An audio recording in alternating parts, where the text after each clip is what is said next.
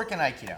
This week we're going to be talking about footwork, and also we're going to mush some Tai no Hinko in there. When you look at the way I categorize Aikido, the footwork belongs in Ashi Sabaki, and the Tai no Hinko belongs in Aiki. But in lots of ways, they're mostly about just moving your body and how that works. So we're going to kind of mush them together this week. The first thing we're going to talk about is the basic stance in Aikido. Most Aikido schools call this basic stance Hanmi. That's probably a misnomer.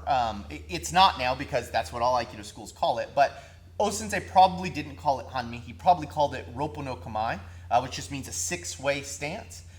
It doesn't really matter what he calls it or not, but the problem with that, calling it just Hanmi, will lead us to some confusion later when we get into the Tai no Hinko. And I think the Hanmi position is so important to Aikido that the idea was, well, we would never do anything that didn't involve Hanmi first, so we must always be in Hanmi. And I think a confusion happened between calling this the basic stance of Aikido, which is Roppo no Kamae, Hanmi, and Hanmi, which are two actually different subjects. But we're going to talk a little bit in this one about Hanmi and what Hanmi is and what Roppo no Kamae is and how those things work. So we're going to hit all those this week.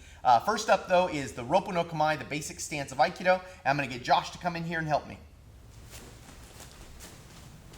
Okay, so we're going to talk a little bit about Roppo no Kamae, the basic stance we use in Aikido. So I'm going to have Josh face you right now in a Roppo no Kamae and hike up his hakama just a little bit so you can see his feet. Okay, so in this position, Josh is basically now in what you might call a Hanmi stance, or maybe traditionally called a Roppo no Kamae. And traditional is hard to talk about because most Aikido schools call this a Hanmi. So whatever you want to call it, there's no problem with that. So he's got his lead foot here and his back foot back here. And if he draws his foot in, he would hit roughly the middle or last half of his foot. And that's basically what a Hanmi is.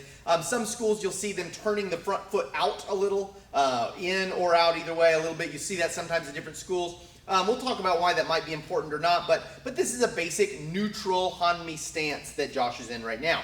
Now, when he's doing this, he's probably going to want the majority of his weight towards the front. We'll talk about that a little more in later videos, but this is basically what a Hanmi stance is. Okay, so now if I have Josh face me, all right, so when Josh is standing me, just go ahead and stand square right now.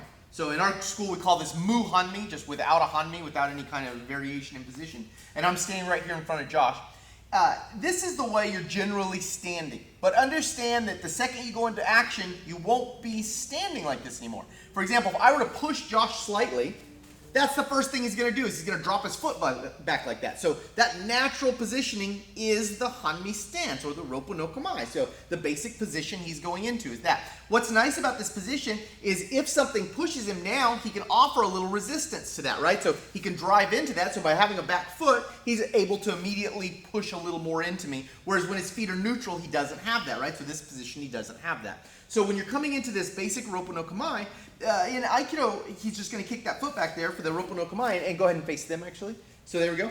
As he's facing them, he wants to have his hands in a low position and his forward foot right here in front of him like that. And that's making this position. Now, his hands aren't going to be high. And so a lot of people will say like, oh, you know, in modern fighting, we've learned that your hands should go high. So in a fighting situation, Josh's hands should go high. I would like to illustrate 2 points. One is, Aikido is not about fighting. So he should be doing most of his defense with his feet moving out of range.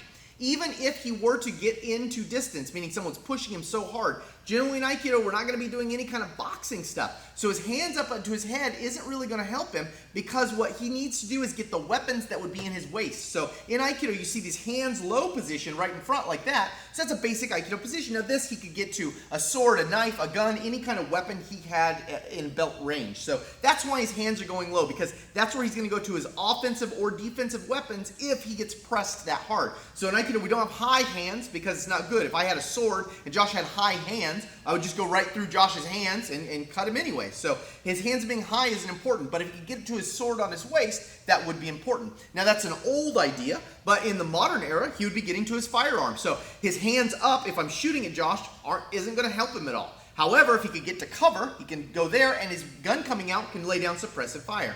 So depending on the situation you're talking about, in Aikido, we're always thinking about weapons are the escalation. So because weapons are the escalation, we don't have high hands, we have low hands. So in Aikido, the basic Hanmi stance is to have his feet in this position and hands low right here. And right now he's ready to be into action as far as Aikido goes. So this is the Roppo no Kamae or the Hanmi. Right now at our school we use them interchangeably because the modern era we say Hanmi for this. Although I think that's a bit of a misnomer, and we'll cover that by the end of this week, why that's probably a bit of a misnomer. And Ueshiba actually probably said Roppo no Kamae if he said anything other than just saying a Kamae. I'm Christopher Hine. Thanks for watching. We'll see you next time.